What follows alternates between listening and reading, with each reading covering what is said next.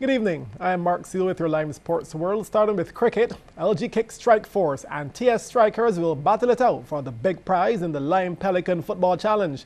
They booked their spots in the final in contrasting fashions in semi-final action last night at the National Stadium, with wins over Barbados Steelworks SO Oyson's Top Bay Settlers and Bajan Pride, respectively. CBC's Marcia Boyce reports. Semi-final number 1, Strike Force in Orange versus Top Bay Settlers.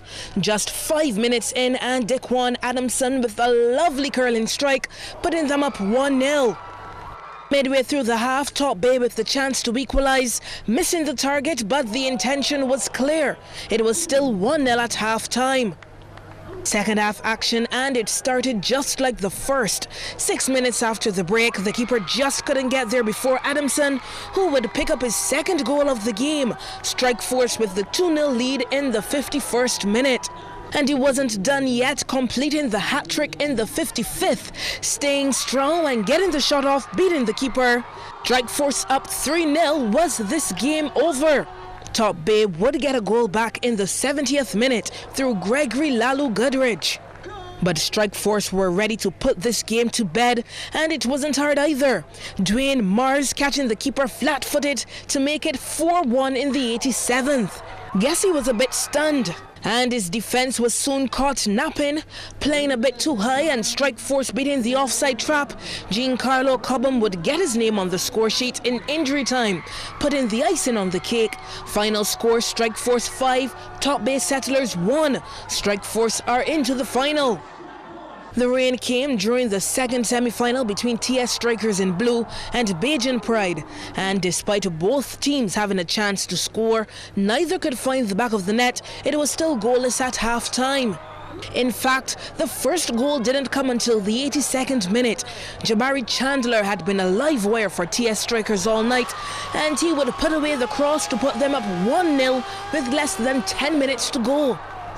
And just when they thought they had the game wrapped up, Bajan Pride would scramble an equalizer, literally 2 minutes into injury time.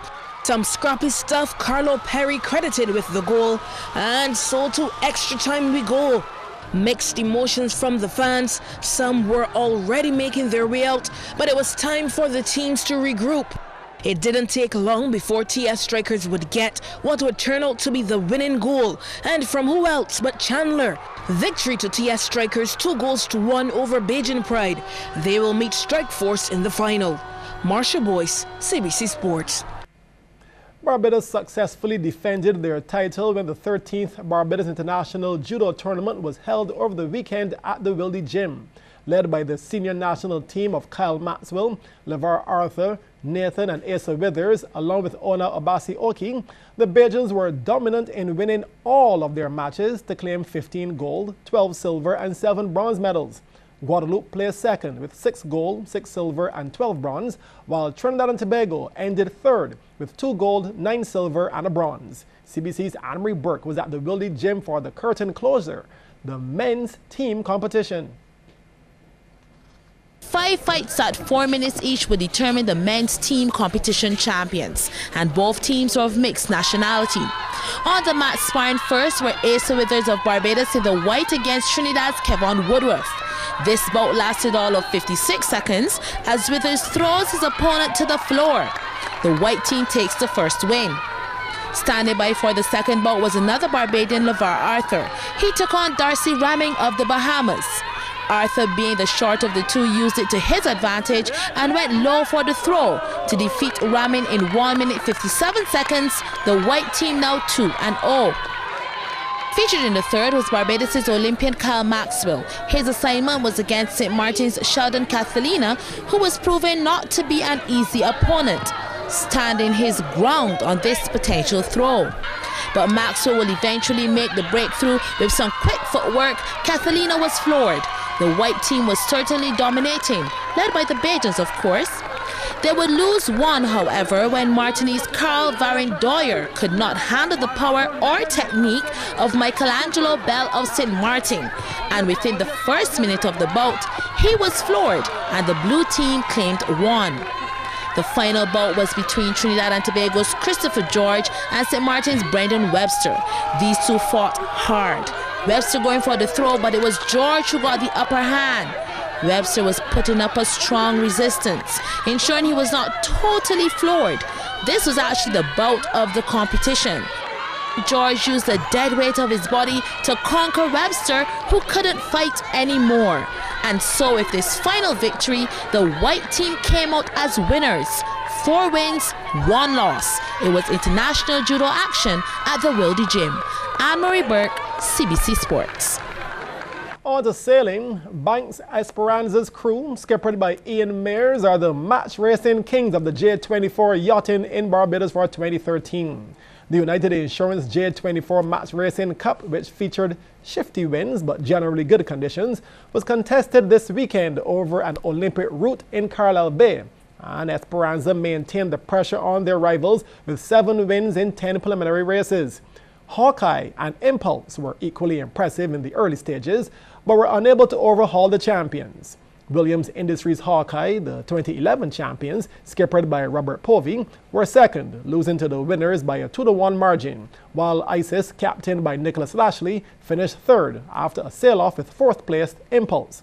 Now, after victory in the first Citizen Series back in June, and also in the Harris Paints Regatta in July, Esperanza have now completed a successful year. Meanwhile, last year's champions team, JCB of St. Lucia, they were absent this time around. Legendary Liverpool footballer Jimmy Malia is in Barbados as a guest of Kickstart Football Club. The 76-year-old, who made his debut for the Reds back in 1955 at the age of 18, is the technical director of Liverpool FC America Youth Soccer. Malia's 5-day visit is part of efforts by Kickstart Club to create more opportunities for young players to gain scholarships at the Texas-based Liverpool Academy. Malia says there is plenty of talent on the island, but the players just need the chance to shine.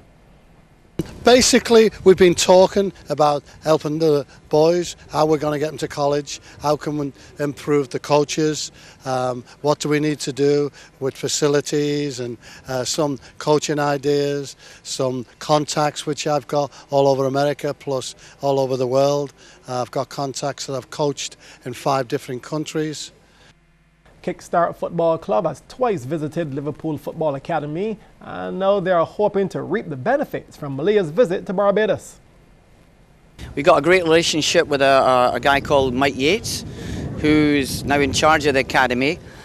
He's been across about 3 times to help us out, and when we started to want more input, he suggested I got in touch with Jimmy Malia, and we're so privileged because Jimmy Malia is like a Liverpool legend. Played for Liverpool 10 years. Played for England, coached all over the world, and now he's the technical director at Liverpool Football Club America. So he's coming across. This is the first time, and we're looking to get players over there. We're looking to get our coaches. He's coming over here, not only to help development of Kickstart, but football in general in Barbados. So I think it's great that we can get people with expertise coming over here and training our local people and raising up the standard of football.